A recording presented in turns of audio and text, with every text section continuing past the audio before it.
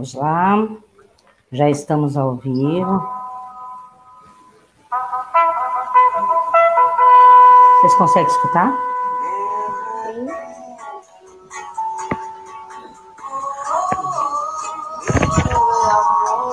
Negro é amigo, negro também é filho de Deus, negro também é filho de Deus. Eu só quero que Deus me ajude a ver meu filho nascer e crescer e ser um campeão,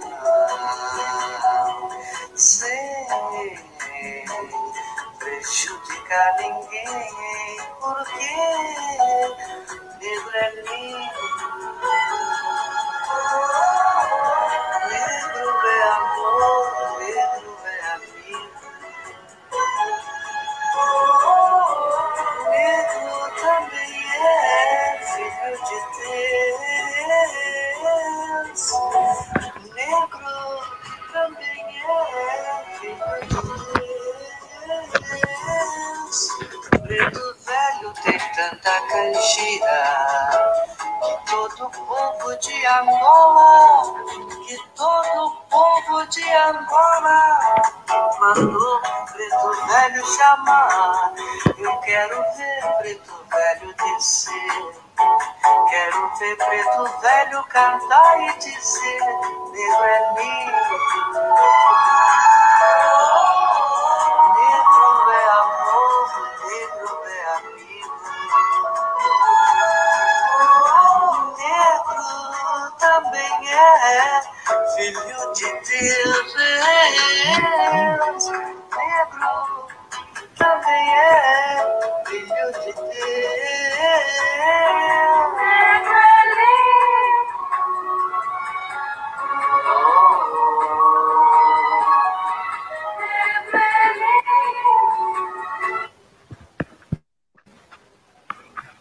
Boa noite, a todos e todas, são todas me escutando bem. Espero que tenham gostado aí da nossa entrada, né? Uma pequena homenagem do Edivaldo para nós, que somos negros, né? E negras, né? Julho Mesas Pretas. Sou Regina Ferreira, moradora de Carapicuíba já há 43 anos. Fui uma das fundadoras da Associação de Moradores de Bairro Ebenezer de Vila Santa Catarina, bairro onde eu já moro há 40 anos. Sou coordenadora do Movimento de Moradia, Vermelho para Lutar. Sou assistente social e pré-candidata a vereadora pelo município de Carapicuíba. Quero agradecer a todos por estarem comigo mais uma live aí essa noite. Hoje, 25 de julho, é o dia em que homenageamos as mulheres negras, latino-americana e caribenha. No ano de 1992, em São Domingos, na República Dominicana, foi realizado o primeiro encontro de mulheres afro-latino-americana e afro-latino-caribenhas, onde foi criada uma rede de mulheres para definir o 25 de julho como o Dia da Mulher Afro-Latino-Caribenha e Latino-Americana e Caribenha. O intuito, lutar contra a desigualdade. Aqui no Brasil, a lei foi sancionada, então, pela presidente Dilma Rousseff, como Dia Nacional de Teresa de Benguela e da Mulher Negra. Teresa de Benguela foi uma líder quilombola que viveu durante o século XVIII. Com a morte de seu companheiro, Teresa tornou-se a rainha do quilombo e, sob sua liderança, a comunidade negra e indígena resistiu durante décadas de escravidão. Para homenagearmos essa data, eu trouxe aí mulheres poderosas, mulheres que nos representam muito no esporte, tem uma esportista que ainda está para chegar, na educação, na política e na saúde. Maria Palmira, boa noite. Juliana Francine, boa noite. Maria Carolina, que já está chegando aí, boa noite. Carol Imaniana e Andressa Martini, muito boa noite, sejam bem-vindas à minha sala. Gostaria que cada uma de vocês se apresentasse e falasse um pouquinho de vocês. Nós vamos começar assim com a Maria Palmira, que é a nossa nossa diva, né? Por favor, Maria Palmira, comece por você.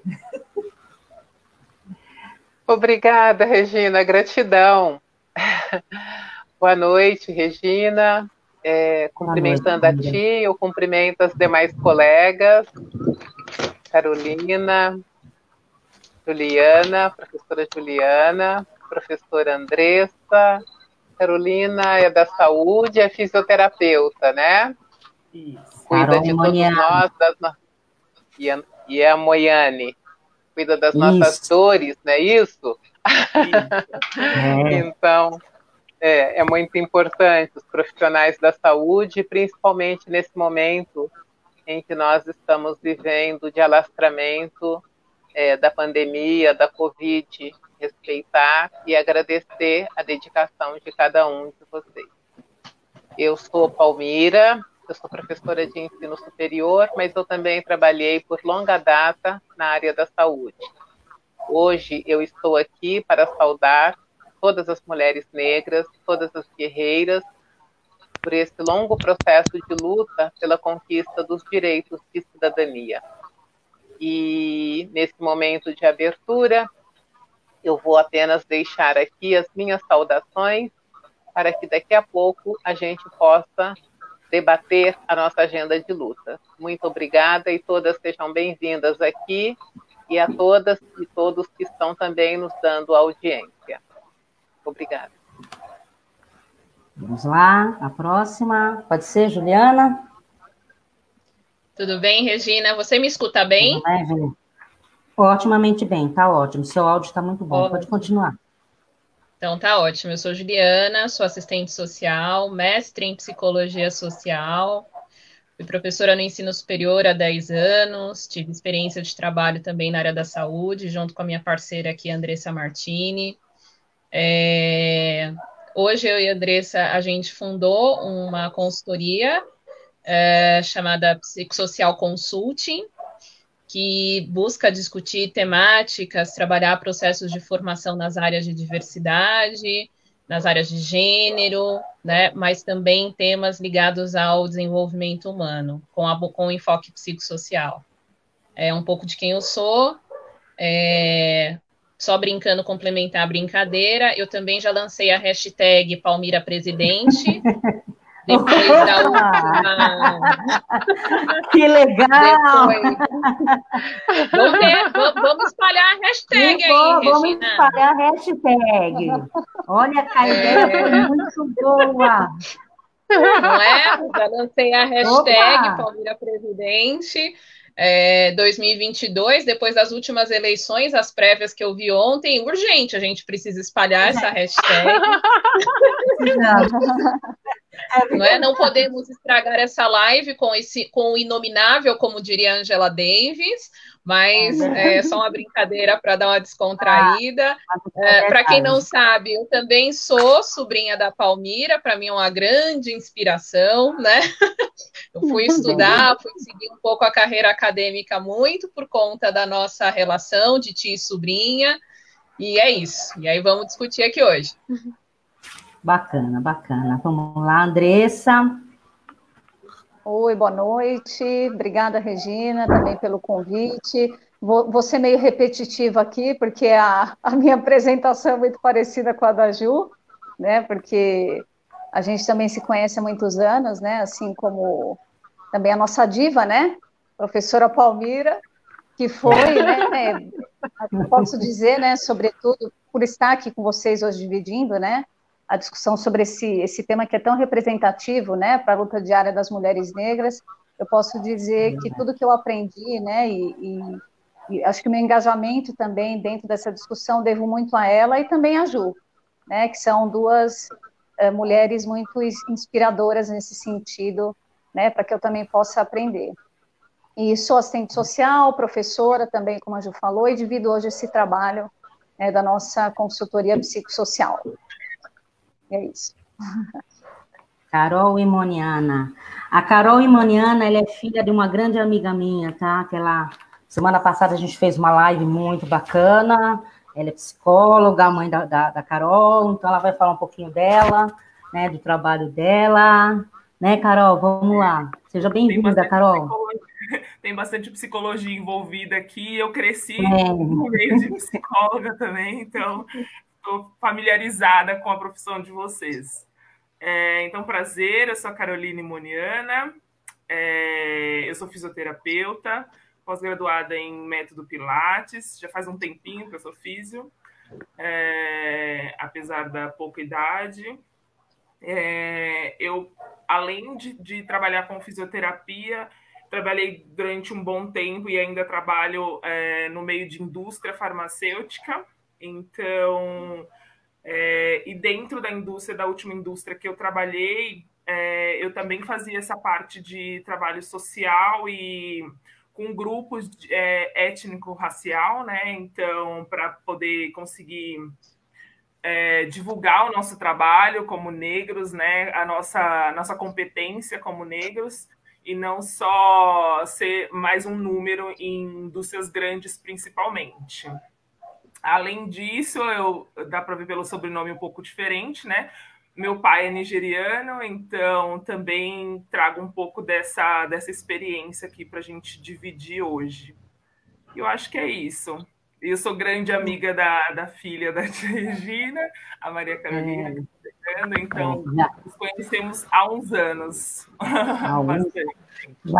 Já a Carol também está entrando aí, que eu acho que uma atleta também representa muito, né, para a gente, uma atleta negra, principalmente para a mãe, que tem o maior orgulho, né, e daqui a pouco ela está entrando, daqui a pouco ela está entrando aí, né. Bom, cada uma já se apresentou, já falamos um pouquinho quem nós somos, né? Eu também já falei um pouquinho de mim, né? Hoje eu vou cobrar um pouquinho mais da Palmira, ela vai falar para a gente um pouquinho sobre a importância do dia 25 de julho, né? Porque é uma mulher que nos representa muito, tem um conhecimento, uma bagagem muito grande, né? E dá para dar essa explanada para a gente no 25 de julho. Obrigada, Regina. Olha, 25 de julho é história de luta, é história de luta de todas as mulheres, mas não só o 25 de julho. Eu acho que todos os dias, nós, mulheres negras, o Julho das Pretas, né? O Julho das Pretas, esse ano, eu acho que as redes sociais conseguiu potencializar a data.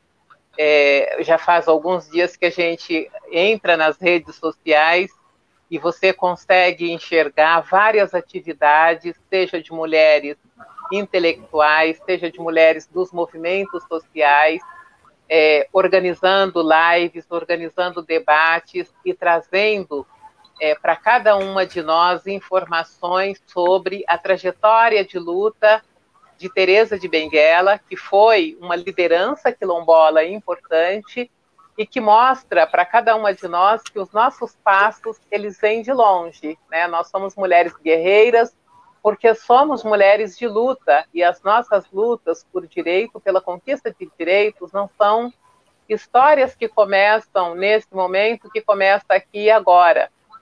Cada uma de nós, na verdade, ouve das nossas mães, né, das mulheres que nos antecederam, como elas se organizavam desde os quilombos para conquistar um pedacinho de terra, para garantir esse pedacinho de terra, o direito a esse pedacinho de terra, para conquistar, para construir casa, para construir, para plantar, né, a sua roça, para garantir alimento para os filhos. Então, a nossa história, na verdade, ela vem daí. E nesse sentido, a gente precisa ir transmitindo esse jeito de organização social, de organização de luta, e não deixar esse legado se perder, não deixar essa memória se esvair, né? E às vezes as coisas elas ficam perdidas, elas não são transmitidas. Então, esse momento das mulheres de reunião e de transmissão desse legado no Julho das Pretas é um momento importante nesse sentido. Então, eu fico muito feliz, inclusive, de ver as mais jovens aqui hoje, debatendo esse momento conosco, três, e também a Ana Carolina, Maria. Maria. A Maria Carolina, a Maria Carolina que vai estar chegando, que também é mais jovem, seguindo essa trajetória de engajamento político e de transmissão dos conhecimentos dessa luta, né? Então, isso é uma das grandes conquistas, na verdade, do processo organizativo das mulheres. As mulheres brasileiras, né, no julho, não só no Julho das Pretas, elas conseguem fazer uma coisa muito importante, elas vão empurrando os partidos políticos, né, sobretudo, mais para a esquerda. Você que está mais engajada nesse processo de candidatura e de pré-candidatura, e eu espero que ela seja bem sucedida, Regina, você deve estar percebendo isso, né? As mulheres negras, elas têm tido essa vantagem de trazer um novo debate e empurrando, né, os partidos de esquerda, mais à esquerda, porque a nossa agenda é complexa. Ela passa pelo campo da economia, ela passa pelo campo não só da economia, mas passa pelo campo da saúde, pelo campo da educação, pelo campo dos direitos ao transporte. Enfim, ela tem um conjunto de direitos, né, que a gente precisa debater e colocar aí na mesa de negociação. Então é um pouco isso. O Julho das Pretas, celebrando Teresa de Benguela, significa isso, significa trazer a nossa agenda de luta pela conquista dos direitos de cidadania. Vamos lá, meninas?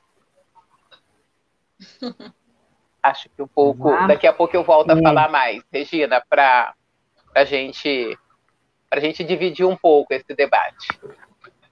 Regina, uma pequena coisa. Estão perguntando onde está o link. Quando postou, ele está ali embaixo, não é isso? Isso no mesmo. Que você... O link está aqui Isso mesmo. Está no rodapé do card.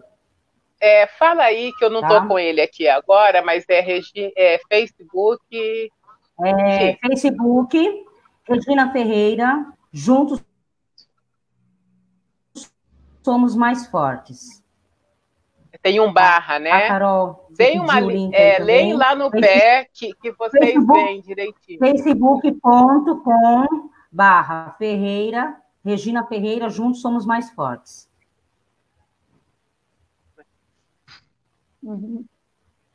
Tá. Deu aí? Vamos lá, Juliana. Julho, mês das pretas. Mulheres pretas na sociedade, talvez... mulheres pretas empoderadas. Pois eu acho que esse é um dos anos onde a gente tem tido muita evidência do mês do Julho das Pretas. Há algum tempo, acho que a gente vem ouvindo debates sobre o mundo na pandemia e o mundo pós-pandemia, e eu acho que talvez um legado de todo esse sofrimento que a gente está vivendo hoje, dessa crise sanitária, seja a expansão dos debates na nossa sociedade por justiça social, né?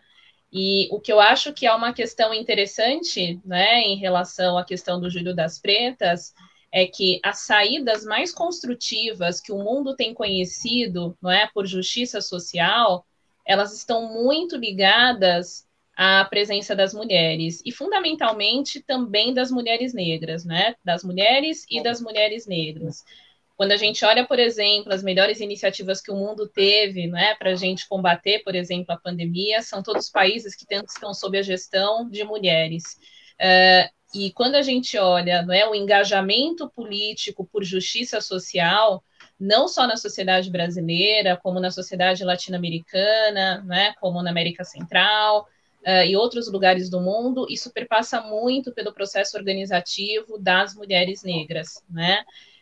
Elas têm buscado, elas têm sido uma referência e uma voz de luta, de denúncia das injustiças, das desigualdades econômicas, da necessidade de representatividade política, econômica dessas mulheres, da representatividade dessas mulheres nos espaços de poder, nos espaços de decisão, E eu acho que esse mês ele tem impulsionado esses debates na nossa sociedade em relação à justiça social. Discutir hoje um mundo melhor, discutir um mundo mais justo, passa pela forma como as mulheres negras e as mulheres estão se envolvendo e se engajando nessas lutas. Há 20 anos, mais ou menos, quando a gente começa a ter muitos estudos sendo produzidos sobre o impacto da redução das desigualdades, a gente já começava a ver um protagonismo das mulheres, né? Alocar recursos, dinheiro em mulheres, permitir que as mulheres ascendam às instâncias de poder, tem sido um dos fatores preponderantes para a gente construir uma sociedade melhor. Então, eu acho que, especificamente nesse momento difícil que nós vivemos, 2020, a gente tem visto agora no mês de julho esse protagonismo das mulheres negras pautando um mundo melhor. Tá bom. Maria Carolina está tentando entrar aí, tá? Daqui a pouco ela está entrando. Andressa. Maria Carolina, boa tarde. Oi. Nós estamos ao vivo.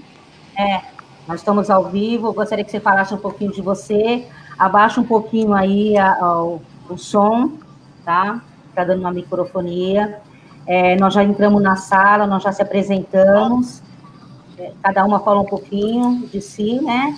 O porquê a importância do Julho das Pretas. A palavra agora é da Andressa, tá bom? Aí você fica escutando aí, e aí a gente já passa a palavra para você, tá bom? Tá bom, dá para me ouvir? Tá ruim? Tá, vou desligar. Tá, desliga um pouquinho o seu microfone, tá? Por favor. Por favor, Andressa, pode se posicionar pelo Julho das Pretas aí, que cada um está dando uma explanada, cada um está dando sua opinião, seu palpite. Sim, né, eu acho como eu falei no início, né, e todas, né, reforçaram essa questão, acho que é uma data muito representativa, né, dessa luta que é diária, né, então, das mulheres negras, e que traz à tona, né, eu acho que a discussão de dois temas, né, de duas injustiças, né, a Ju falando aqui de justiça social, fiquei pensando, traz à tona o debate de duas grandes injustiças, né, históricas, e a discussão sobre o machismo e acho que o racismo, né, também. Então, a gente tem, eu acho que com a data de hoje, duas bandeiras muito representativas, né, que colocam, né, que colocam as mulheres, e principalmente as mulheres negras, em posição de desvantagem em relação a vários aspectos, né, como elas colocaram. Eu queria destacar aqui um pouquinho, a partir dentro, assim, da minha experiência profissional, que é muito parecida também, né, com a experiência profissional aqui da Ju, de falar o quanto a representatividade, né, das mulheres negras é algo que é importante e impulsiona também desejos e sonhos muito importantes de outras mulheres e de outras jovens, né, pensando muito no ambiente da sala de aula, na educação, na universidade, né, quando a gente estava ali realizando o nosso trabalho na docência, me recordo em vários momentos, né, de relatos de várias alunas, destacando o quanto era importante, né, ver tanto a professora Palmira quanto a professora Juliana, né, ter essa representatividade na educação, né, como exemplos de sucesso, né, de pessoas bem-sucedidas, o quanto isso impulsionava também os seus sonhos, né, e as suas realidades. Então, eu acredito que a gente precisa investir nessa discussão e investir, de fato, nessa presença, nessa representatividade em todos os espaços,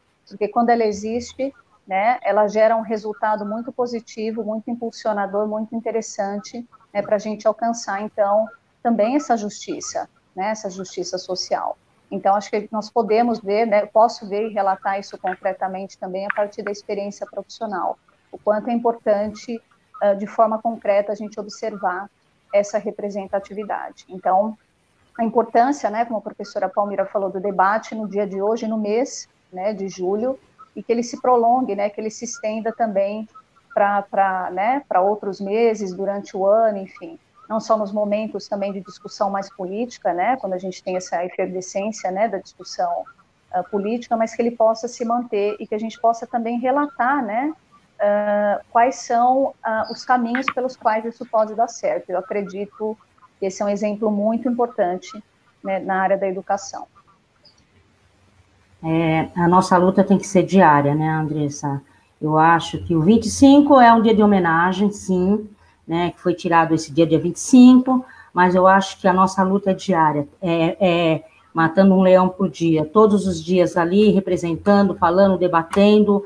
Eu acho que esse ano a gente conquistou muito, que nem a professora Juliana, me desculpa, falou, mas esse ano nós ganhamos muito, né, porque temos muitas mulheres negras, né, entrando na política, como pré-candidata a prefeita, pré-candidata a vereadora, coletivos de mulheres se formando, se fortalecendo para a gente poder ter a nossa representatividade e chegar a nossa... diminuir um pouco a desigualdade, né? Carol, você é uma moça jovem, né? Filha de nigeriano, e a gente sabe, a gente já conversou sobre isso também, que já passou por várias fases na vida, já viu muitas coisas, nós andamos falando na semana passada, né, que o seu pai, né, veio para o Brasil jovem, estudou, se formou, hoje ele é um homem assim que representa muito, eu acho que seu pai e sua mãe te representaram muito na vida, tanto é que você é uma moça jovem e está aí, hoje uma fisioterapeuta, bem-sucedida. O julho, né, o 25 de julho, o Dia da Mulher Preta, o que você acha de tudo isso, por ser jovem, né? Fala um pouquinho para a gente. Eu queria reforçar mais uma vez, como as meninas já falaram anteriormente, a importância da representatividade para nós, tanto para pessoas mais velhas quanto para pessoas mais jovens. Para pessoas mais velhas, talvez para você readaptar, para se readaptar ao mundo, né? Que o mundo muda constantemente, né? Antigamente, por exemplo, a gente não tinha tantas exposições e tanta informação como hoje as redes sociais, a internet traz para a gente. Então, readaptar quem é mais velho e preparar quem é mais jovem para lidar com as atualidades, né? Então, eu acho importantíssimo a palavra representatividade e o que ela significa para a gente hoje. Antigamente, eu tenho 30 anos, né? Então, antigamente não se via tantas mulheres negras na televisão, a gente não tinha esse exemplo para seguir, então a gente acabava dependendo obrigatoriamente, diretamente apenas dos pais, e por isso eu citei o meu pai e minha mãe, porque são exemplos para mim que me tornaram a pessoa que eu sou hoje, né? Então, graças a Deus eu tive essa referência. Mas muitas jovens da minha idade não tiveram isso e tiveram que, de alguma maneira, se adaptar ao mundo e aprender lá fora, né? Vamos dizer assim. Então, é como eu citei, meu pai é nigeriano, então veio para o Brasil para fazer mestrado e assim doutorado e as outras formações aí. A minha mãe também é mestre em psicologia, então eu sempre fui baseada em estudo, né? Então eu sempre tive essa referência dentro de casa, o que para mim foi essencial para trazer a pessoa que eu sou hoje. Muitas pessoas tiveram que escolher entre ou estudar e trabalhar, e aí a gente sabe que isso é muito comum aqui no Brasil, então eu, graças a Deus, tive esse respaldo, esse backup aí, então eu consegui me dedicar aos estudos e por isso consegui sucesso na minha carreira, mas não é isso daí não é a realidade da grande maioria, né, do país. Então isso é muito importante trazer para as pessoas e também traz uma responsabilidade social para a gente ser exemplo para quem está vindo depois, né? Então, parece que não, mas às vezes você estando exposto nas redes sociais, você acaba virando referência, né? Então, ter todo o cuidado e toda essa responsabilidade em guiar as próximas gerações. Então, com certeza, isso hoje, a minha vida profissional e pessoal é baseada com o que eu tive de referência. Então, é muito importante a gente destacar aqui que a gente também é referência para quem está nos vendo. Hoje em dia, todo mundo tem acesso à internet, às redes sociais. Isso pode ser uma vantagem e uma desvantagem também. Então, tem sempre alguém com a mão no celular, né? Então, qualquer situação que a gente passe, a gente viu vários casos que aconteceram, principalmente nos Estados Unidos, que é o que a gente tem mais acesso, mais até do que os casos aqui no Brasil, por incrível que pareça, né, da parte de racismo, na parte de machismo. Então, a gente tem que estar se renovando a cada dia para poder conseguir ser referência para essas outras pessoas. Então, como a tia Regina comentou sobre a Maria Carolina, que é uma referência por ser atleta, por estar ali em evidência, cada uma de nós tem essa função de também se responsabilizar pela referência que acaba se tornando, né? Hoje a gente vê na televisão diversas jornalistas negras que se empoderam, que realmente param, por exemplo, de alisar o cabelo, coisa que antigamente era muito comum, e hoje as pessoas já falam assim, não, eu vou realmente assumir essa minha negritude. Então, isso foi todo um processo, né? Eu, quando mais jovem, era meio que obrigada na minha mente que eu tinha que usar as referências que eu tinha, e as referências que eu tinha era, por exemplo, o cabelo liso, e hoje não, hoje eu uso minha trança tranquila, e eu sei que eu vou ser referência para quem está vindo depois. Então, eu acho isso muito importante a gente destacar e para poder ajudar as próximas gerações aí. Obrigado, Carol. Maria Carolina, gostaria que você se apresentasse, tá? Fala um pouquinho de você, né? Carol é jovem também, ela é jogadora de basquete, ela é da área do esporte, né? Ela já integrou um pouquinho da seleção brasileira, que o ano passado, né, disputou o pré-olímpico mundial. Para mim também é um orgulho, porque é uma representatividade negra também no esporte, né? Ela está chegando. Carol, se apresenta aí, filha, por favor.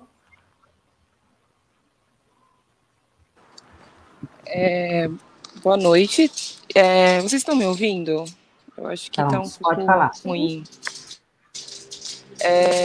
Meu nome é Maria Carolina, eu acho que minha mãe já falou, né, sobre eu ser jogadora profissional de basquetebol. E a Carol falou bastante, exaltou muito sobre a nossa luta diária, sobre a nossa representatividade. E eu acho que isso, para mim, é muito importante, está muito evidente agora. Como eu comecei a jogar basquete muito cedo, e eu sempre tive minha mãe como espelho, e eu acho que ela sempre me mostrou e sempre me ensinou que não seria fácil e que também eu tinha que lutar pelos meus direitos. E a gente mata um leão por dia, não é fácil. Eu, sendo jogadora profissional de basquetebol, a desigualdade de gênero é muito grande. É porque nós somos mulheres e a gente não tem tanto direito quanto os homens. Não é porque, não importa se nós somos negras, brancas, e a gente não tem a mesma igualdade que o masculino tem. E aí a gente tem que ficar lutando, brigando todos os dias para a gente ter um espaço. E isso aí acaba não frustrando a gente, mas deixando a gente meio que, já não é fácil estar na sociedade, já não é fácil a gente conquistar as coisas, a gente tem que ficar brigando todos os dias pelos nossos direitos. E como a Carol falou sobre hoje em dia, tá tudo na internet, hoje em dia tá tudo, né, tudo muito fácil, mas as coisas tá tudo muito mastigado, então... Vamos fazer o seguinte, Maria Carolina, a gente dá um espaço para você, tá? Você entra, entendeu? Num lugar fechado, porque tá dando muita microfonia, a gente vai dando uma... Vai continuar dando microfonia, porque tá muito ruim onde eu tô. Tá. Você não consegue entrar num lugar fechado para poder fazer... Eu vou entrar agora. Tá bom. Enquanto isso, a gente vai dando continuidade aqui, filha, porque a gente quer falar um pouquinho sobre a mulher negra na sociedade. A gente acabou falando que realmente é muita discriminação, é muita desigualdade, principalmente para as mulheres periféricas, né, Palmira? O seu conceito, mulheres periféricas, a diferença, porque tem mulheres negras periféricas que ainda não se reconhecem, e a gente não entende o porquê. Se é devido ao medo de ser, colocar o dedo na cara, falar você é negra, ou de ser julgada, ou é cultural, né? Porque assim, olha, nós somos negras, temos que ser diminuídas, sabe? Então, eu vejo, assim, muito isso nas mulheres da periferia. Elas não são muito empoderadas em assumir a sua negritude, falar, sou mulher preta. Né? Na sua opinião, Palmira, por que as mulheres periféricas têm esse receio de se assumir?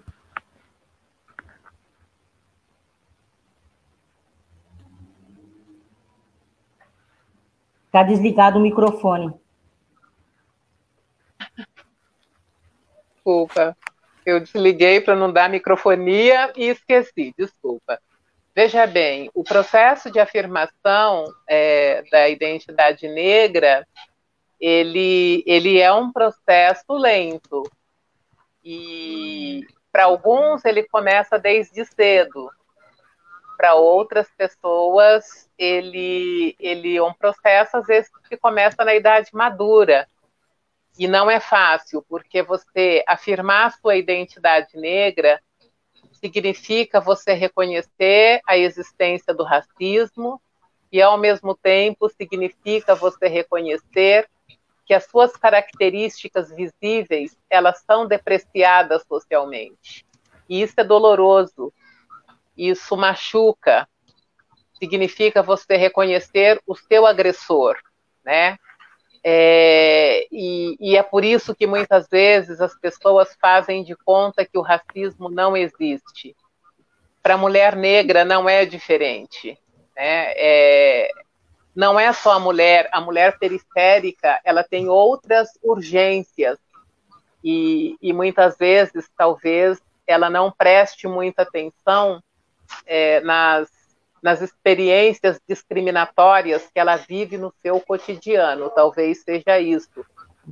Talvez ela não necessariamente ela faça aquela parada para debater as experiências de discriminação que ela esteja vivendo. Às vezes ela até tenha a consciência, mas às vezes ela não pare para fazer a discussão, né? Porque ela sabe, às vezes ela tem que defender o filho na escola que está sendo discriminado, porque ele é discriminado na escola pelos coleguinhas, pelo professor. Ela tem que defender o seu ganha-pão. A mulher negra, ela ganha, em média, 70% do salário do trabalhador branco ou da trabalhadora branca. Ela ganha menos. Ou, às vezes, ela não tem um emprego, ela é chefe de família, tá? Então, muitas vezes ela é chefe de família sozinha, ela precisa garantir a manutenção da casa. Ela trabalha, em média, 7,6 horas a mais do que o trabalhador, do que o homem, né? E esse trabalho é um trabalho não remunerado.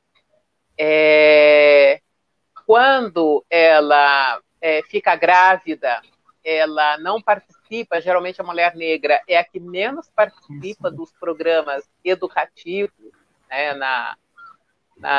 no processo gestacional.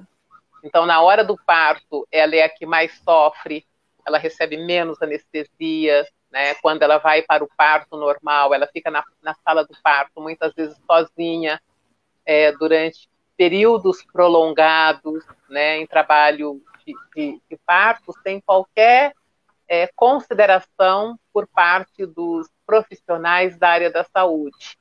Então, essa mulher, ela precisa ser acolhida também pelas lideranças políticas, né?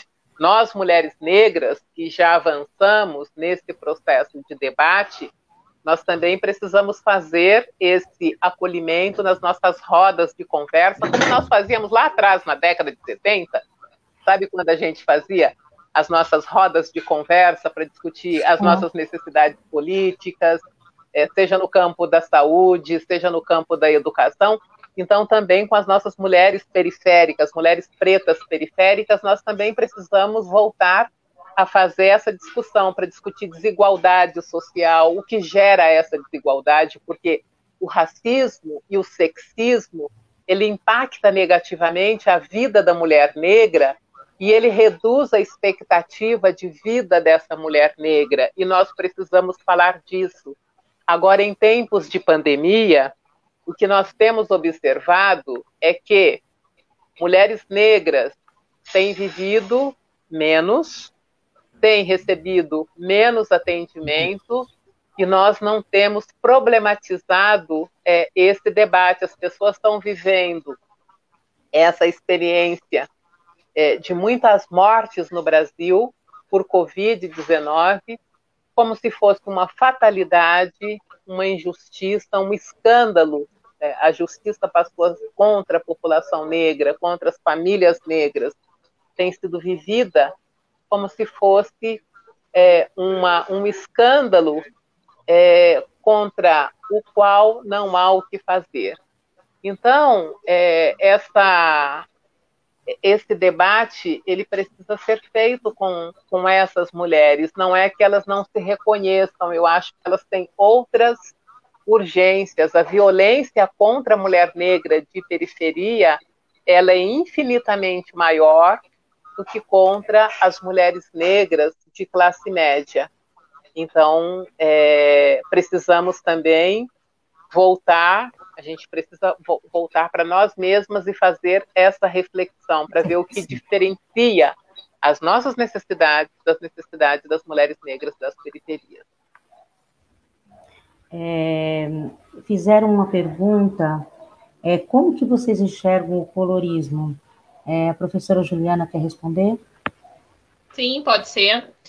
Pode. Bom, se não me engano, a terminologia colorismo surge nos Estados Unidos no final dos anos 70, início dos anos 80, por uma autora bastante famosa chamada Alice Walker. A Alice Walker escreveu Cor Púrpura, que se transformou depois no roteiro, foi o livro que deu origem ao roteiro de um filme bastante famoso, estrelado inclusive pela Whoopi Goldberg e pela Oprah Winfrey, né, para poder discutir a questão da desigualdade, para estabelecer uma relação entre desigualdade e as gradações de tons da pele.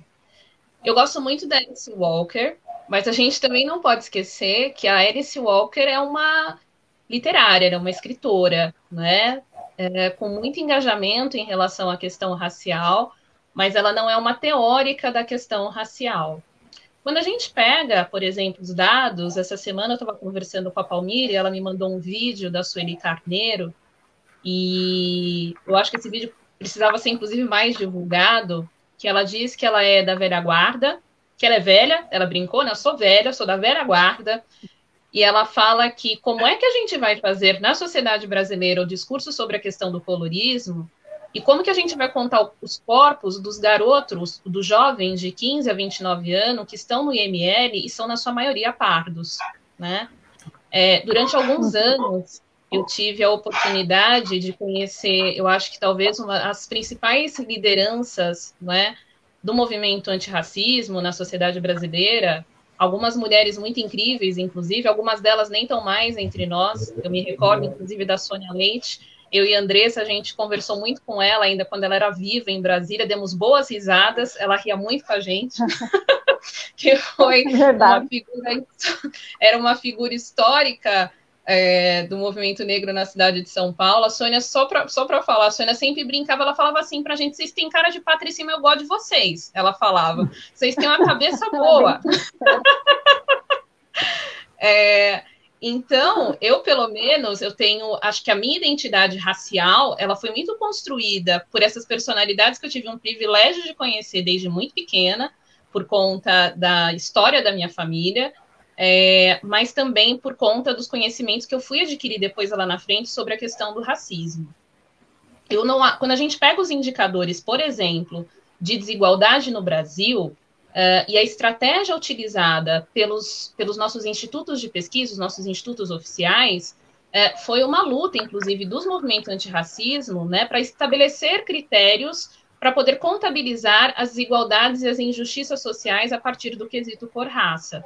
Então, quando você olha, por exemplo, no Brasil, os dados de desemprego, os dados de educação, os dados de moradia, os dados de saúde, e você soma pretas e pardas, porque o nosso sistema de classificação racial, ele se baseia na cor, né? Então não são pretos e pardos, mas são pretas e pardas.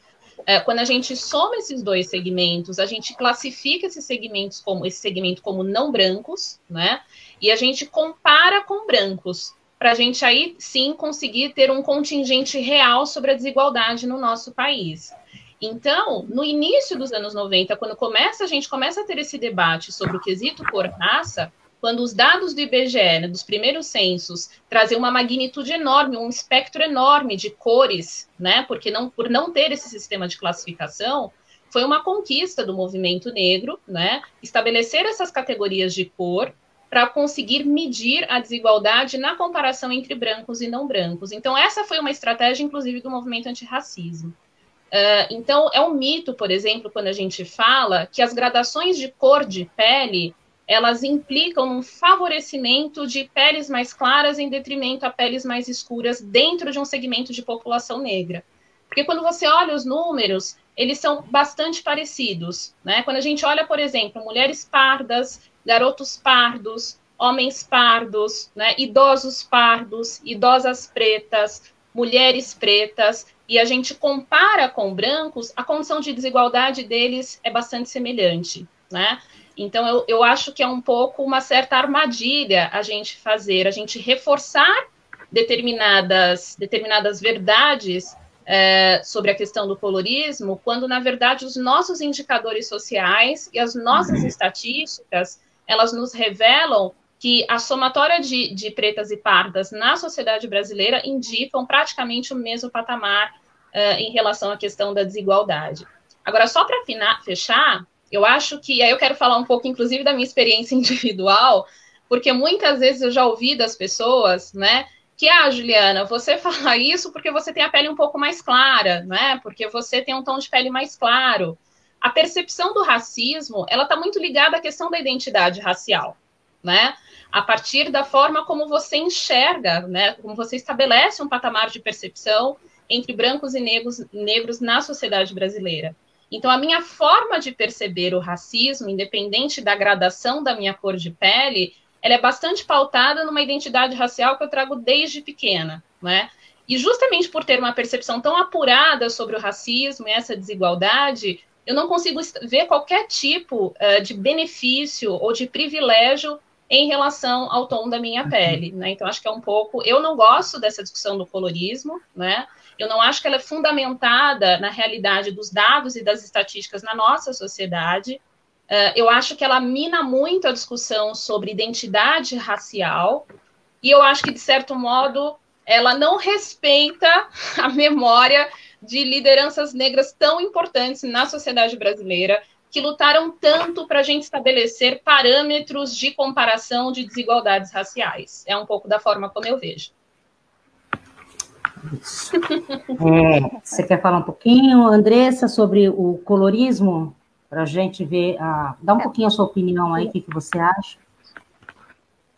Depois da fala da Ju, eu acho que ela traz as referências importantes, eu acho que pegando já lá desde o início, né, da fala da Palmira, eu também prefiro mais ir por esse caminho da discussão da identidade racial, né, considerando um pouco a história de formação do nosso país, né, dessa discussão de como se forma, né, como se constrói a discussão racial no nosso país. Acho que quando a gente vai por esse caminho do colorismo, a gente acaba pulverizando, acho que, e às vezes até banalizando a experiência do outro, como a Ju colocou, né, então, bom, eu tenho um tom de pele mais claro, então significa que eu tenho mais privilégio dentro dessa cadeia de discriminações, né, é como se eu tivesse num patamar melhor que o outro que tem um tom de pele mais escuro. Então, eu acho que é um tipo de debate que pulveriza, eu acho que desmobiliza, né, talvez esse debate maior, né, esse propósito maior. Então, eu também prefiro essa discussão mais pela via da identidade racial, para a gente chegar, então, no ponto, né, da questão que você colocou, de como fazer com que as mulheres reconheçam, né, as mulheres negras, periféricas, como você, né, colocou no início, e a Palmira comentou, eu acho que é importante pontuar tudo isso, né, que esse reconhecimento, ele também passa pelo reconhecimento de outras dificuldades, né, elas têm, na verdade, sucessivas formas de violência, de desigualdade, de discriminação. Então, eu acho que eu também prefiro mais esse caminho, mais desse debate mais teórico da identidade racial. Eu acho que torna o debate também mais consistente, a meu ver. Nós vamos falar um pouquinho sobre os desafios das mulheres, né? Das mulheres, nós, mulheres negras. Nós vamos começar pelas jovens, porque elas estão aí querendo falar. Carol, quero falar um pouquinho com você, Carol e Moniana, sobre os desafios de vocês que são jovens agora, estão começando agora, né? Para chegar aonde vocês chegaram, tanto que você também é atleta, Maria Carolina também, né? Você já tem uma graduação, Maria Carolina está buscando a dela. Quais foram os desafios que vocês enfrentaram ao longo de toda essa caminhada, essa trajetória? Por ser mulheres, também a Carol já pôs bem que as mulheres negras no esporte não tem tanta visibilidade. Tem visibilidade, mas assim, até o poder financeiro das mulheres, o salário é menor, né? Então, até nisso, os homens estão à frente no esporte também, né? Gostaria que vocês falassem um pouquinho, porque nós falamos um pouquinho do social, agora nós vamos falar um pouquinho da saúde, um pouquinho do esporte, na desigualdade das mulheres, principalmente nós, mulheres negras.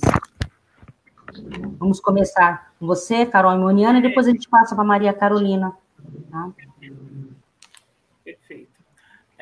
Eu, desde criança, sempre convivi uma esfera branca, pode-se dizer assim. Então, sempre, graças a Deus, morei em bairros mais nobres e tive, por exemplo, acesso apenas a estudo particular, por exemplo. Então, eu sempre me vi nesse meio como única, né? Muitas vezes já pré-julgada por esse fato de você ser única ali naquele ambiente. Então, desde escola, em que eu me formei, né, toda a parte acadêmica, tanto escola quanto faculdade, quanto curso de inglês, até no próprio esporte, quando eu comecei a jogar, por exemplo, em clube, então eu era a única ali. Então, todos os ambientes em que eu passei quase toda a minha vida, sempre fui uma das únicas negras no lugar. Então, você tem que ter uma certa resiliência, por isso que eu falei que depende muito da referência que você tem. Por isso que eu até dei importância muito à influência dos meus pais na minha formação, porque se não fossem eles, se não fossem essa até estrutura mais, vamos dizer, mais forte, mais sólida em relação a isso, a pessoa não consegue desenvolver esse lado mais protecionista à sua própria identidade, né? É o que eu acredito. Então, muitas vezes, por causa do teste do pescoço, eu me via como única em todos os lugares que eu frequentava. Então, desde de um restaurante que você vai frequentar, desde a escola, você senta na sala de aula numa pós-graduação. Hoje eu faço MBA em gestão de negócios numa faculdade aqui em São Paulo, então eu sou a única na sala, na unidade uma das únicas. Então, assim, você acaba tendo que pesar se você vai trazer isso como positivo para você ou como negativo a ponto de te impedir de fazer várias outras coisas. Então, mais uma vez, eu bato na tecla de que a representatividade é muito importante, você acaba sendo sempre referência. Então, eu já ouvi, por exemplo, de uma menina na faculdade que estava fazendo graduação, de falar assim, que bom que você está aqui, né, nessa faculdade. Então, isso é comum para as mulheres negras, você ter que estar sempre se podando, se polindo para você ter uma referência positiva para as outras pessoas.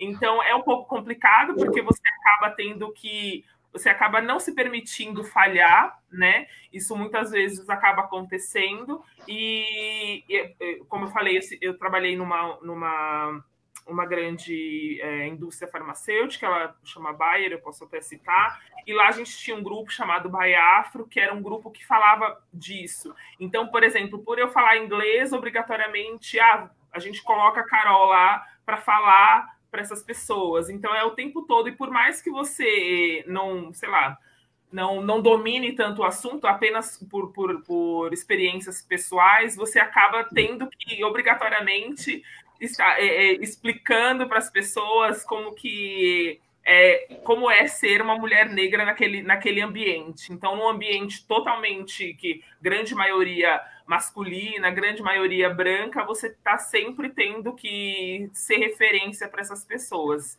É cansativo, eu digo, porque ao mesmo tempo você tem que estar sempre se podando para... Então, por exemplo, você não se permite tanto, você adapta a sua roupa para você se sentir melhor ali, para você conseguir representar melhor aquilo. Então, você acaba... tem todo um aspecto psicológico que envolve essa mulher negra naquele ambiente, que você tem que estar o tempo todo se adaptando às situações. Como eu falei, é cansativo, mas ao mesmo tempo você vai se revigorando para fazer aquilo. Como também sou atleta, né, também jogo nessa faculdade, inclusive, em que eu faço pós-graduação atualmente, é a mesma situação. O atleta do naipe masculino também tem as suas... sempre os seus privilégios em relação ao feminino. E isso está bastante em evidência ultimamente por conta de patrocínios, por conta do processo agora que a gente está sofrendo com a pandemia. Então, muitos clubes encerraram contratos, muitos atletas estão sem trabalho por aí, e a prioridade vai ser sempre... Então, se uma equipe tem um masculino e um feminino, vamos manter o masculino, porque o masculino tem mais visibilidade em questão de patrocinador, questão de televisão, tudo mais. Então, a gente, entre o masculino e o feminino, vamos manter o masculino, né? Então, é sempre essa problemática que a gente enfrenta. A Carol até pode falar um pouco mais em relação a isso, em relação ao esporte. Vamos lá, Maria Carolina, agora a palavra é sua. Os desafios, né, que você teve para chegar onde você chegou. Você começou nova no esporte, superou, né, vários desafios. Eu gostaria que você relatasse um pouquinho aí para a galera que não te conhece, né, que acho que tem muita gente que te conhece, mas eu acho que a maioria que está nos acompanhando hoje tem pouca visibilidade da sua história, né, poucos sabem da sua história. Então, gostaria que você falasse um pouquinho aí, tá, dos seus desafios. Eu comecei a jogar basquete bem cedo, bem nova, né? Eu saí de casa com 15 anos, mas aos 13 anos eu já jogava vôlei, então eu já saí de casa bem cedo, sempre pratiquei esporte. E para mim, já desde nova era um desafio, porque eu tive que sair de casa com 14 para 15 anos, e desde nova era uma luta constante até hoje, né? Porque a gente chegava lá, preta, pobre, periférica, então a gente toda hora tinha que ficar provando para nós mesmos quem nós éramos. E, tipo, toda hora tinha que ficar, eu sou Maria Carolina, então tem que ficar provando o tempo todo que eu sou isso e o que eu quero conquistar. E aí, ao longo da minha trajetória, eu tinha que ficar batendo de frente com pessoas que já era de um patamar acima do meu. Então, como que eu era negra, não era uma preta predileta, não tinha tudo de mão beijada, eu tinha que conquistar. Então, às vezes eu chegava num lugar, tinha uma menina que era bem melhor do que eu, mas eu sabia do meu potencial, tinha que ficar brigando com ela, e às vezes aquilo cansava, porque todo dia eu tinha que ficar mostrando para as pessoas, eu sei que eu sou melhor que ela, eu tenho que ficar fazendo isso. Então, foi que nem a Carol falou, cansa, mas é uma coisa que é o que você quer. Então, por ser cansativo, é uma coisa que vai te fazer bem também, porque é o que você quer. E aí, ao longo da minha trajetória, hoje eu sou atleta profissional de basquetebol, né? A desigualdade de gênero é muito grande. Foi que nem a Carol falou, que hoje, durante essa pandemia, muitos clubes, muitos times acabaram, muitas atletas estão sem emprego, diminuíram o salário, e tem muitas meninas que vivem do basquete, então eles preferiram acabar com o time do que manter uma coisa que talvez não tenha futuro. E aí, entre o masculino e o feminino, eles ficam com o masculino. Por quê o masculino? Porque tem mais visibilidade. Nós, femininos, não tem tanta visibilidade. A gente joga um campeonato super... É o maior campeonato que tem no Brasil, que é a LBF, acabou, que não vai ter mais por causa da pandemia. Nós tínhamos de 10 jogos que tinha durante 2 semanas, ia ter 10 jogos, por exemplo. Só passava um jogo na TV. E do masculino passava 3 jogos na TV. Então, já começa por aí, já que o feminino não tinha tanta atenção que nem o masculino tinha. Então, mais uma vez, a gente tinha que ficar provando que a gente tinha que ter uma visibilidade igual ao masculino, que nós éramos iguais a eles, que nós tínhamos que receber o mesmo valor que eles, porque às vezes a gente tinha até um pouquinho mais de conquista do que eles, só que eles não reconheciam por nós ser mulheres. Então, todo dia a gente tem que ficar matando um leão, ficar provando quem nós somos, mostrar o nosso lugar na sociedade, porque no meio do esporte a galera é bem... Tem muita pessoa, tem muito homem machista que acha que o basquete feminino não tem emoção, eu não vou acompanhar o feminino porque não tem uma enterrada que nem o masculino tem. E a gente acaba ficando para trás, que nem a gente foi campeão do Pan-Americano, medalha de ouro. Durante uma semana aquilo lá repercutiu. E hoje a gente já não é a gente não é lembrada que nem antes, a gente já é esquecida. Então isso é muito chato. Eu, por ser negra, no esporte, tem poucas meninas negras no esporte, e não é todas que conseguem chegar onde eu cheguei na excelência, que é estar na seleção brasileira, que é o sonho de todas as meninas, né? Pô, quem não quer estar na seleção brasileira? Quem não quer defender o seu país? E aí eu falei, pô, eu sou uma preta privilegiada, porque eu cheguei onde cheguei, mas eu tive que passar por muitas coisas, já fiquei longe das quadras, longe da minha família, já passei necessidade, e para as pessoas tá vendo onde eu tô, falar, foi fácil para a Carol tá ali. Não foi fácil, que eu tive que ficar me testando toda hora, eu tinha que ficar falando, mãe, eu não quero mais, mas ela falava, não, você quer sim porque é seu sonho. Então você abriu mão de muitas coisas para estar onde você tá, então você não pode desistir agora. Então minha mãe é meu grande espelho, porque ela sempre lutou comigo, sempre correu comigo, não só minha mãe, como a minha família. E a Carol sabe o quanto eu passei também, eu já passei por cirurgia, já fiquei fora de quadra. E aí, quando eu tive que voltar, eu tive que fazer meu nome novamente, e não é fácil. Então, nós negras, nós mulheres negras, todo dia a gente tem que olhar no espelho, mostrar para nós mesmos quem nós somos, o nosso potencial, sabe? E essa desigualdade de gênero mexe muito, porque é a nossa luta, é o que a gente está passando agora no basquete feminino. Toda hora a gente tem que ficar mostrando, nós somos isso, a gente quer isso. Para a sociedade olhar para a gente com mais carinho, com mais amor e ver o que não é fácil, que é uma luta muito grande. Obrigado, Carolina, Maria Carolina. Mulher na política. Nós estamos aí num ano eleitoral. Sou pré-candidata a vereadora pelo município de Carapicuíba. Dentro também do diretório municipal, nós temos as nossas repulsas, nós temos que lutar mesmo. Hoje eu não sou, assim, uma das mulheres, falar, não, ela é uma das prioridades lá que vai entrar, né, vamos pegar na mão. Então, acho que a nossa luta é constante, nós temos que mostrar o nosso potencial, temos que buscar, sim, a desigualdade, sabe? Buscar uma sociedade mais justa e igualitária. Então, é isso que eu quero propor, né, na minha pré-campanha aí que eu estou fazendo, que nós, mulheres negras, temos que nos representar, principalmente por políticas públicas, né, que quem sabe o que passa, nós sabemos que nós passamos. Né? Então, não vai ter homem que vai lutar por políticas públicas por mulheres, e nem mulheres brancas, assim, com exceções, né? Nós temos as exceções, né? A Andressa é uma delas, que pega na mão da mulherada aí mesmo, negra, com muita representatividade, né? Eu tive o prazer de ser aluna dela, da professora Palmira, da professora Juliana, né? Então, assim, a gente sabe que até em sala de aula isso é passado, né? E a gente vê o quanto que a gente luta o dia a dia, né? Então, eu gostaria, Palmira, que você desse uma explanada, assim, sobre a mulher negra na política, tá? Porque eu sei que você também já trabalhou com política, você já foi da gestão da Marta, que você já passou na live passada para a gente, então você tem uma bagagem também na política para estar passando para as mulheres que estão aí à frente, que hoje são bastante, né? A gente vê aí nas estatísticas que eu estava olhando, estava lendo essa semana. Tem muita mulher e muita mulher negra que está vindo para a política.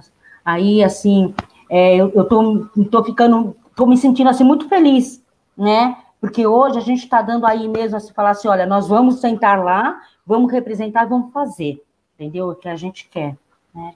Pode continuar, Palmeira. Eu quero que você fale um pouquinho sobre a mulher negra na política. Sim, porque representatividade importa. Regina, eu sou assistente social aposentada da Prefeitura de São Paulo, concursada.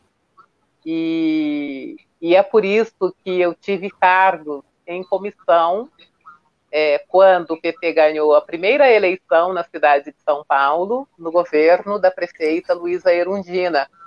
Então, eu trabalhava na área da saúde e fui convidada para ocupar um cargo na assessoria de saúde da região de Pirituba, Peru. E aí eu comecei a minha experiência como gestora. Depois, eu voltei para o meu cargo como assistente social. Quando terminou o governo da Luísa, eu voltei para o meu cargo base, era gestão do Maluf Pita.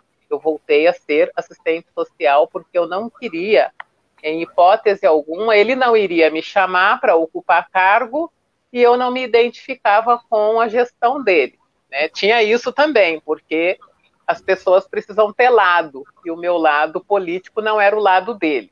Então, eu voltei para o meu cargo base e fui continuar trabalhando como assistente social e esperando novos tempos para eu poder colaborar com a gestão pública novamente. Quando a Marta ganhou as eleições, a cidade de São Paulo vivia um momento de muita dificuldade, né? Porque o sistema de saúde não era SUS ainda, e nós precisávamos construir o SUS na cidade de São Paulo.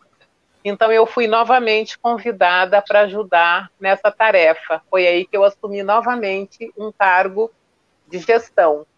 Então, eu fiquei um cargo em comissão, fui trabalhar ajudando a organizar distritos de saúde, lá na região, na Zona Norte, na região, no Distrito de Saúde de Tremembé. Depois eu passei pela Secretaria Municipal de Saúde de São Paulo, e tinha junto comigo, nas equipes, sempre poucas mulheres negras, quase não tinha mulheres negras, né? Porque as poucas mulheres negras que tinham concursadas na Secretaria de Saúde, na Prefeitura de São Paulo, elas quase não eram convidadas para ocupar cargos, né?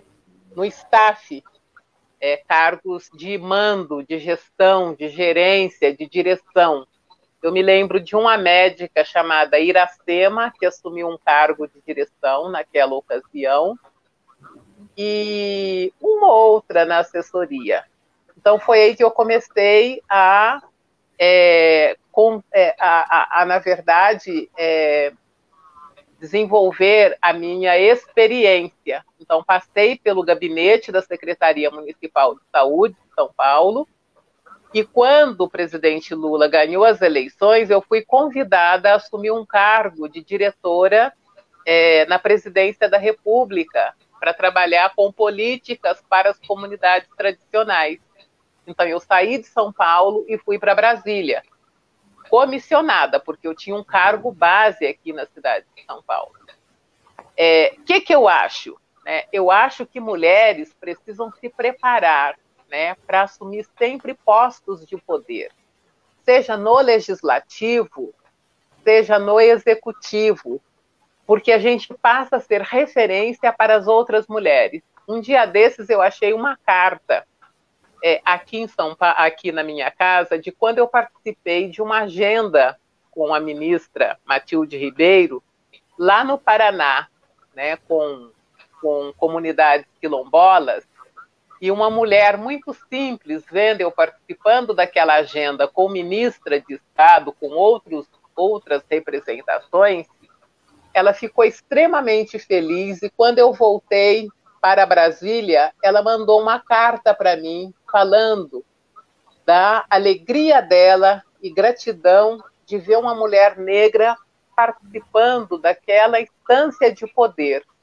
Eu havia perdido aquela carta, eu não sabia por onde andava aquela carta, e eu encontrei aquela carta outro dia. E eu estou escrevendo um artigo falando de representatividade, como representatividade importa, e eu vou publicar essa carta nesse artigo. Então, o seu papel nesse momento de se candidatar, e eu espero que a sua candidatura ela seja uma candidatura bem-sucedida, ela cumpra essa finalidade também pedagógica, porque as mulheres negras precisam participar de todas as instâncias de poder, na universidade como professora, como pesquisadora, nas instâncias de poder na política. Você não sabe como nós éramos referenciadas, né, como as alunas ficavam felizes ao nos ver como professoras. Você foi aluna, você sabe disso, né? Nós éramos procuradas como referência para outras alunas. Então, a gente precisa expandir isso, né? E mesmo não votando em Carapicuíba, o que eu puder fazer para fortalecer também a sua candidatura, pode contar comigo. Porque a mulher tem que estar em todos os lugares, a mulher precisa estar em todos os espaços, ela precisa, a mulher negra precisa, a cada momento, reduzir essa desigualdade nas instâncias de poder que há na nossa sociedade. E precisa haver financiamento de campanha das candidaturas das mulheres negras. Então, também o Tribunal Superior Eleitoral precisa cuidar disso, porque uma candidatura não se faz na base do voluntarismo, né? Sim. Porque sem dinheiro, como é que vai fazer campanha? Precisa de dinheiro para fazer campanha, então tem que ter projeto lá também. Então é um pouco isso, eu acho que são em todos os espaços. Eu acho que na justiça é um outro espaço importante de representação. As mulheres negras precisam estar também no judiciário, né? E, enfim, eu acho, não sei se respondo o que você tinha perguntado, mas eu acho que na política é um espaço importante, seja no legislativo, seja no executivo, e seja também no judiciário, em todas as instâncias de poder, né? E vamos juntas, né, ocupando esses espaços, né? Representatividade importa. Professora Juliana, quer falar um pouquinho? Vou falar professora, porque só tem tão pouco tempo que a gente se separou uma da outra. É verdade. Eu achava tão lindo falar, olha, Carol, eu tenho uma filha que tem a sua idade, lembra? Eu te falava, né? Então, eu falava assim, Camila, né, minha filha mais velha, fala, nossa, Camila, eu tenho uma professora com a sua idade. Eu acho ela tão legal, filha, dando aula, porque tem um carinho todo especial, né, com a gente, somente que nós, que somos mulheres mais velhas, né, mais maduras, que nós não estamos lá para brincadeira, estamos lá realmente para estudar, então a gente se dedica um pouquinho mais. E a atenção voltada para nós, mulheres, por isso que eu falo também, as mulheres negras, e mulheres em si, que se sentem inseguras, né, em entrar na universidade depois de uma certa idade, olha, se sintam à vontade, deixa passar o período da pandemia, para o próximo semestre, vão lá, vamos fazer o vestibular, vamos entrar na faculdade, vamos entrar na universidade, entendeu? Que nos engrandece muito, o conhecimento ninguém tira da gente, né? O conhecimento é uma coisa que ninguém tira, né? Então, fala um pouquinho sobre a mulher na política. Você fala um pouquinho, Juliana, depois a Andressa fala um pouquinho, aí as meninas mais jovens também, se quiserem dar uma palavrinha aí sobre mulheres na política, e logo a gente vai finalizando, porque a gente tem mais um pouquinho de tempo aí, que ainda dá para bater mais um papinho. Bom, eu não vejo, para mim, acho que existe uma fórmula hoje que ela é fundamental para a gente caminhar no sentido da redução das desigualdades em relação às mulheres, em relação às mulheres negras e por justiça social, que é mobilização política, né? a incorporação de pautas de grupos da nossa sociedade por programas de governo, né? E então você tem que ter pressão da população, da sociedade civil, né, para que os governos incorporem os políticos, os partidos, incorporem essa demanda, e a gente precisa ter, sim, representação nas instâncias de poder. Então, eu não vejo absolutamente nada, quando a gente pensa em mudança social, eu não vejo absolutamente nada diferente que não contemple essa fórmula, né? As pessoas organizadamente mobilizadas, né? A incorporação das pautas políticas desses grupos sociais pelos partidos políticos, para que possam viabilizar a concretização de políticas públicas, e grupos minoritários na nossa sociedade acessando instâncias de poder, né? Eu acho que a gente não caminha para uma sociedade melhor se a gente não contempla esses três pilares. Eu não vejo acho que a gente está falando muito a questão da representatividade, mas eu acho que a gente precisa começar a ser bem explícito mesmo, né? Eu me recordo disso em sala de aula, eu falava para as minhas alunas, olha, vocês têm que querer ser ministra, ser prefeita, ser política, não é? Tá nos postos de mando das empresas, precisa querer mandar, não é? Precisa querer ascender do ponto de vista da mobilidade social, não é? Acessar as instâncias de poder, porque senão a gente não consegue fazer mudança, né? Então, eu me lembro, Regina, que no último semestre, eu brinquei com você e falei assim, e aí, aquela candidatura vai sair ou não vai sair? Né? E ela saiu, né? Então eu não vejo absolutamente nada diferente disso. Eu acho que a gente precisa querer, não é? A gente precisa querer com medo, pode ter medo, com medo, vai sem medo, mas a gente tem que querer. Alguma vez eu recebi, logo depois de que uma ex-aluna minha se formou, ela me mandou um e-mail, uma mensagem, se não me engano, no WhatsApp, falando, professor, eu recebi um convite para ser gerente de um serviço, de um equipamento socioassistencial aqui no meu município. Só que eu acho que eu não tenho preparo. Eu falei para ela assim, eu falei, olha, vai e conquista o preparo ao longo do processo, né? Porque a gente tem sempre esse receio, né? Eu acho que a gente precisa buscar excelência no processo de formação, a gente precisa se preparar para os espaços de poder, mas a Michelle Obama fala uma coisa que eu gosto bastante, mas a gente também precisa conseguir superar tal síndrome de impostor de que a gente nunca está preparado, né? Então, acho que precisa enfrentar esse desafio de querer assumir os espaços de poder. Tem um documentário que, inclusive, eu indico, não sei se você conhece, Regina, mas a Andressa me indicou recentemente, chama-se Virando a Mesa do Poder, que foram as estratégias que mulheres nos Estados Unidos usaram para se candidatar e brigar de frente com políticos bastante ortodoxos, consagrados já em estados americanos, né? Era uma disputa, se não me engano, era uma eleição de deputados federais, né? Então, e recentemente essa semana, um dos discursos ficou muito famoso, uma dessas deputadas, eu não me recordo agora exatamente o nome dela, ela fez um discurso que foi muito emblemático no Congresso americano, porque ela foi ofendida por um político, por um deputado do Partido Republicano, com falas muito sexistas, né, em relação à sua atuação como política, e ela fez um discurso brilhante.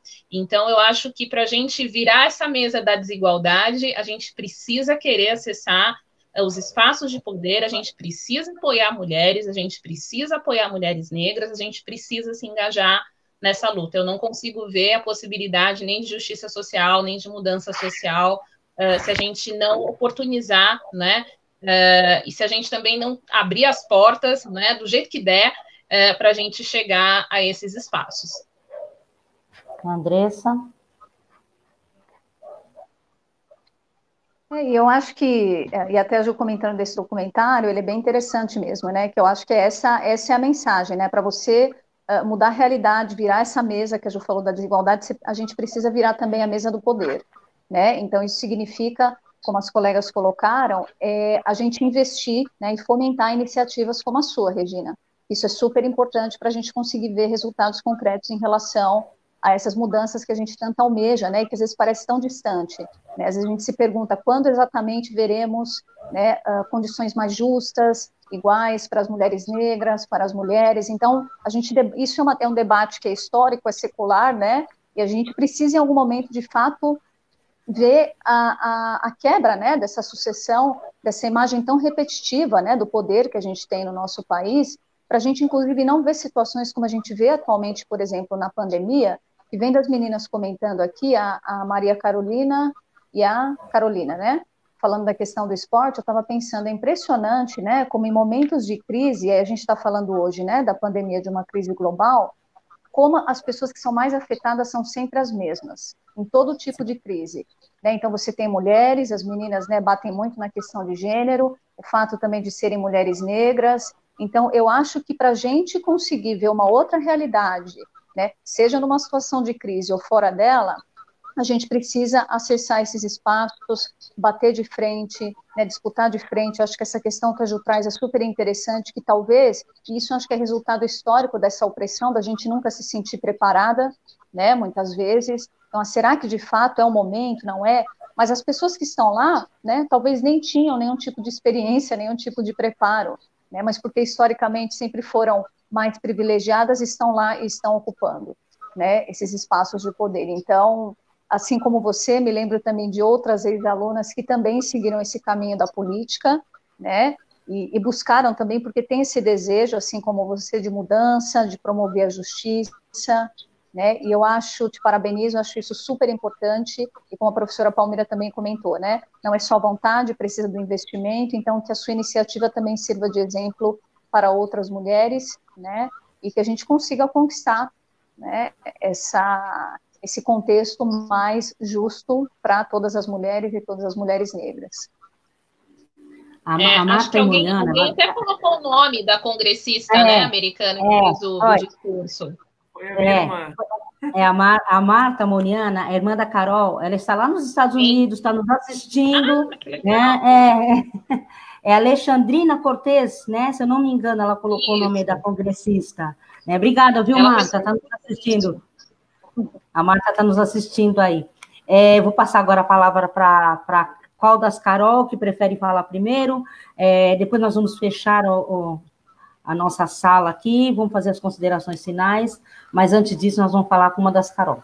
Vamos falar com Maria Carolina, vamos deixar a Imoniana por último. Vamos lá, Maria Carolina. Mulheres no poder. Né? Mulheres no poder, né? Porque eu acho que aqui todas já falaram tudo, né? Eu acho que eu só tenho que reforçar que se a gente quer alguma coisa, sozinha a gente não consegue. Eu acho que todo mundo tem que pegar uma da outra e dar a cara para bater mesmo. Eu acho que mulheres no poder é muito importante e que a gente tem que quebrar barreiras de tudo. Porque se não for nós por nós, eu acho que ninguém vai falar, não, as mulheres têm que estar à frente de tudo. Não, então, se a gente quer algo, a gente tem que persistir, dar a mão para outra e vamos seguir. Eu acho que é isso, porque todas já falaram tudo. A Juliana, a Andressa, elas foram bem firmes no que elas falaram e foi uma coisa bem concreta. E eu acho que a Carol vai falar um pouquinho mais sobre, e é isso. Vamos lá, Imoniana. Bem resumidamente, todo mundo já falou muito bem, inclusive já colocaram vários pontos bem importantes, que eu acredito que é isso, a base é isso, você basear sua trajetória em ocupar espaços. Então, com medo ou sem medo, como disse bem a Juliana, tem que ir ocupar aquele espaço e além de insistir, focar em persistir, como disse a Maria Carolina. Então, não adianta só você insistir, talvez, sem fundamento. Você tem que ter mais a persistência para conseguir atingir os nossos objetivos, seja na política, seja na saúde, seja na educação.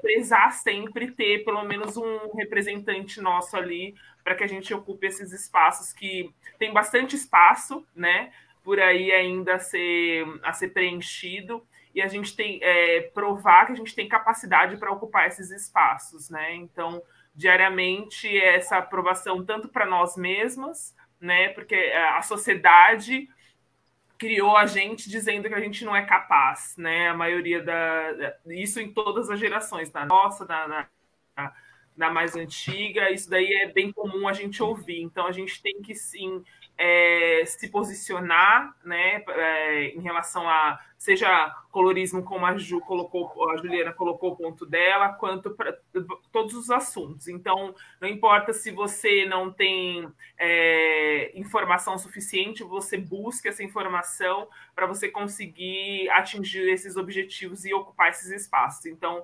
priorizar essa ocupação aí de nós, mulheres negras, para a gente conseguir nossos objetivos aí. Gente, nosso papo tá tão bom, mas assim, olha, hoje nós demos uma espaçada aí, tá bom? Foi muito boa mesmo a live. Gostaria que cada uma... Eu quero parabenizar, agradecer o meu amigo Tassiano, ele é lá do Litoral, ele tá sempre me acompanhando. Muito obrigada, viu, Tassiano? Tá sempre compartilhando aí os meus posts, tá pegando na minha mão mesmo, lá do Litoral. Obrigada, viu? Gostaria, assim, fazer cada uma de vocês fazer as considerações finais, deixar uma mensagem para as mulheres, né? Principalmente as mulheres negras que hoje a gente está homenageando. Vamos lá. Deixa eu passar o que a Marta falou.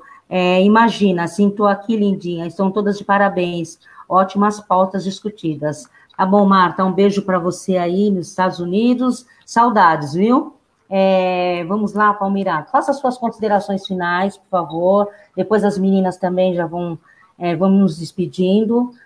Gostaria de ficar, sabe, a gente tem papo assim para horas e horas e horas, mas, né, nós vamos voltar, né? Porque eu ainda tenho uma longa caminhada pela frente aí para chegar. Hoje eu estou na pré-candidatura, né? Vamos torcer para que eu consiga ser candidata, e ainda nós vamos ter um longo caminho a percorrer ainda, e aí eu quero que uma de vocês pegue na minha mão para a gente estar seguindo, porque eu acho que é isso, que uma segurando na mão da outra, que dá essa sustentabilidade para a gente chegar onde a gente quer, tá bom? Então, eu gostaria que cada uma de vocês deixasse aí uma mensagenzinha para a gente já se despedindo, tá bom? Isso mesmo, Regina, ninguém larga a mão de ninguém. Ninguém larga a mão de ninguém. E lembrando que quando uma mulher negra ascende, quando ela se movimenta, toda a base se movimenta, né? A mensagem de Angela Davis, a gente não pode se esquecer disso, né? E agradecer a oportunidade de estar aqui com vocês, com mulheres tão brilhantes e tantas outras mulheres brilhantes que estiveram do outro lado nos dando audiência. E eu quero falar uma coisa aqui, que é da nossa particularidade de amizade, que diz respeito a Andressa, essa minha querida agregada. Que é assim, Andressa nos acompanha já há muitos anos, né? E tem um dado. Peraí. Pode continuar. Sumiu. Voltei? Voltou. Sim, a gente vê. A Andressa... então, tinha sumido aqui. Andressa, ela com essa carinha dela mais clara, é uma afrodescendente. Eu conheço toda a família da Andressa, né? E às vezes as pessoas olham assim, como dizia a Sônia Leite, essa carinha de patricinha, mas tem toda uma trajetória, né, na verdade, de ascendência negra, tem todo um legado, um engajamento político, de estudo, que às vezes não precisa ficar sendo dito, não necessariamente, né? Mas, enfim, quero agradecer a oportunidade de ter participado aqui com tantas mulheres lindas, poderosas, maravilhosas, do lado do cá e do lado de lá. Muito obrigada. Satisfação. Até mais. Vamos lá, para a próxima. Pode ser. Bom, eu queria agradecer também. Falar que é muito inspirador, né? Começar num sábado às 18 horas, poder compartilhar pensamentos e questões tão caras para a nossa sociedade e para o mundo, com pessoas tão especiais, né, inspiradoras.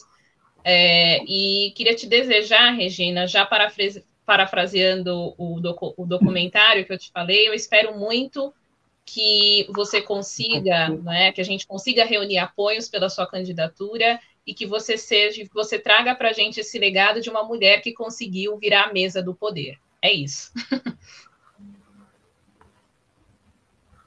Andressa? Eu, na sequência. Bom, também agradecer, né, seguindo aqui a ordem, né? Agradecer também, acho que desejar sorte para você, o que você, né, precisar contar também, como a Palmira, né, comentou. Enfim, eu tenho a minha contribuição, né, também, em relação a essa discussão, a esse debate, né? Também a minha questão da identidade, às vezes acabo um pouco falando, né, porque às vezes soa um pouco como se, né, uma forma de justificativa, né, em relação a esse debate, então acaba não mencionando muito, mas, enfim, também tenho muito orgulho dessa minha ascendência, né, negra, uma boa parte da minha família, né, e aí o que eu queria deixar para você, a mensagem, eu estava até pensando aqui, né, aquela música do Milton Nascimento, né, Maria, Maria, uma letra tão bonita, né, que acho que lembra essa questão, a gente precisa ter raça, gana, força, né, sempre, porque acho que a nossa história, ela mistura dor e alegria, né, eu acho que é uma letra muito bonita, e essa história das mulheres, né, das mulheres negras, e o que eu desejo para você é isso, que você tenha, né, raça, gana, força para conseguir esse objetivo. Carol e Moniana. Deixar a Maria Carolina por último. Chegou por último, mas por favor. Eu queria finalizar aqui com uma frase da Rosa Parks, que é uma ativista dos direitos civis dos Estados Unidos, que ela falou assim: "The only tired I was tired of giving in." O que significa isso? Ela estava sentada num assento para pessoas brancas nos Estados Unidos, no ônibus, e ela se negou a se levantar, né? Então, aí perguntaram para ela se ela cansou de ficar sentada esperando enquanto o ônibus falou que não ia sair enquanto ela não se levantasse. E aí ela falou isso, né? O único cansaço que eu tive foi em desistir todas as vezes, né? Que me falaram que era para eu desistir. Então, eu acredito que a mensagem que a gente tem hoje para dar é essa, né? Que a gente não desista de ocupar esse espaço que a gente tem direito desde sempre, mas nos falaram que não era nosso, né? Esse direito. Então, é essa mensagem que eu tenho para passar. A gente tem que insistir e persistir, né, Carol? Nos nossos espaços. Maria Carolina, dá suas considerações finais também e se despeça. Primeiramente, eu quero agradecer pelo convite, né? Não é só porque a senhora é minha mãe, mas foi um convite que eu fiquei super feliz de estar aqui podendo contar um pouquinho da minha história e dizer que juntas somos mais fortes, que independente de qualquer obstáculo, a gente tem que passar por todos eles e seguir nessa caminhada e que a gente conquista tudo, que a gente possa conquistar tudo que a gente almeja, né? Então, acho que a gente tem que continuar nessa batida e que ninguém solta a mão de ninguém. Vidas negras importam. Eu quero agradecer a todas vocês, sabe? Eu quero agradecer a vocês, minhas convidadas, e quero agradecer também a todos que estiveram aí nos assistindo essa noite de sábado, né? Início de noite de sábado, né? Eu estou me sentindo assim, bem realizada nas minhas lives, que cada vez eu estou aprendendo mais, cada momento cada passo que eu dou é um aprendizado, né? E boa noite a todos, obrigado, Maria Palmira, Carol, beijo, Juliana, Andressa. Obrigada, Maria Carolina, pela presença aí, tá bom? Gente, e até a próxima, gente. Uma boa noite, eu agradeço a todas. Tchau, Até a gente. próxima. Obrigada. Boa noite. Tchau, boa noite. Gente. Bye.